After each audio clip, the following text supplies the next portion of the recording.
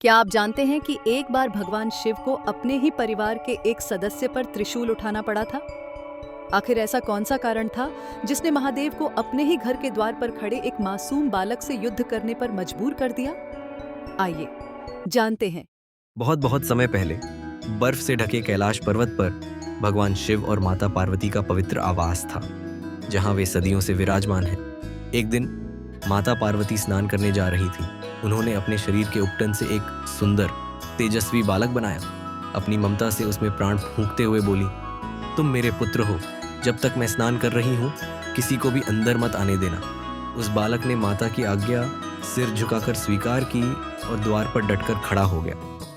इधर भगवान शिव गहन तपस्या के बाद लौटे।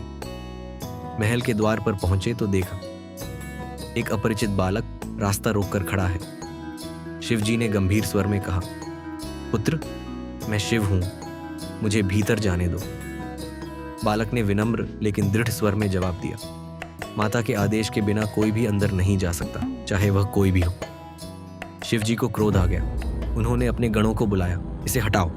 लेकिन वह बालक अकेले ही शिव के सभी गणों से भिड़ गया। उसका साहस और शक्ति देखकर सब दंग रह गए। शिव जी का क्रोध अब सीमा पार कर गया। उन्होंने त्रिशूल उठाया और एक ही वार में बालक का सिर धड़ से अलग कर दिया। महल के भीतर से माता पार्वती बाहर आईं। अपने पुत्र को मृत देखकर उनका हृदय चीत्कार कर उठा। वे विलाप करने लगी, हे शिव, ये क्या कर दिया आपने? पार्वती जी का शोक इतना प्रबल था कि उनके तेज से पूरी सृष्टि कांप उठी। उन्होंने अपना रौद्र रूप धारण कर लिया। उनकी आंखों से अग्नि की ज्वालाएं निकलने लगीं। देवता, गंधर्व, यक्ष सभी भयभीत हो उठे। पार्वती ने चेतावनी दी, यदि मेरे पुत्र को अभी जीवित नहीं किया गया तो मैं अपनी शक्ति से सृष्टि का विनाश कर दूंगी। सभी देवता भयभीत हो गए। शिवजी ने तुरंत अपने गणों को आदेश दिया, उत्तर दिशा में जाओ और जो भी पहला प्राणी मिले उसका सिर ले आओ। गणों ने जंगल में जाकर देखा, एक हाथी का बच्चा अपनी मां के साथ खड़ा था। उन्होंने हाथी का सिर लाकर शिवजी को दिया। शिवजी ने उस सिर को बालक के धड़ पर लगाया और अपने दिव्य स्पर्श से उसे पुनर्जीवित कर दिया।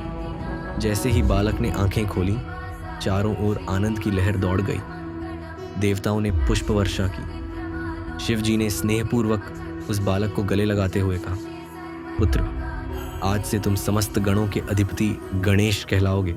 संसार में कोई भी शुभ कार्य तुम्हारे नाम के बिना प्रारंभ नहीं होगा। तुम विघ्नों का नाश करने वाले और मंगल के दाता बनोगे।